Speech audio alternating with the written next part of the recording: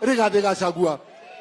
Rais, nataka pia kukushukuru kwa sababu mara ya kwanza katika serikali yako tuko na PS anatoka Nyeri Town constituency. Asante sana boss. Lakini sasa tuko na mambo manne. Kuna barabara ya dual carriageway inakuja kusimama pale Marwa. Tafadhali rais, hiyo barabara ikikosa kupitia Nyeri Town itakufa. Tafadhali mtukufu rais, toa amri hiyo barabara ipitie Nyeri Town. Kuna Nyeri National Polytechnic, kuna KMTC, kuna Kenya School of Agriculture. Na hapa juu tuko na Outspan Medical College. Ipitie pale Kimathi University. Ipitie pale Nyarifo Airport, itokee Shaka. Jambo langu la pili, mtukufu rais,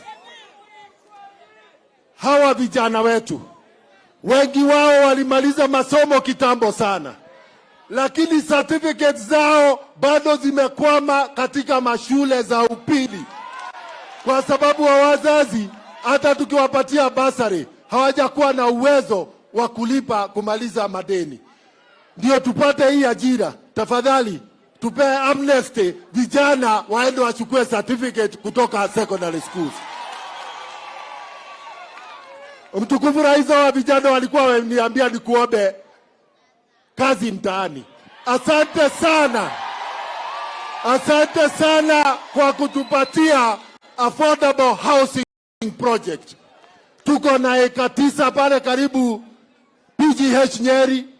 Tuko na eka 7 pale Rorengo yenye barua yake tayari iko kwa ministry.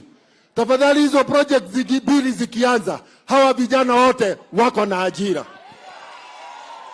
Kwa upande wa kazi nje ya nchi ya Kenya, hapa katika Nyeri National Polytechnic sisi tuko mbele. Tushaanzisha German language training.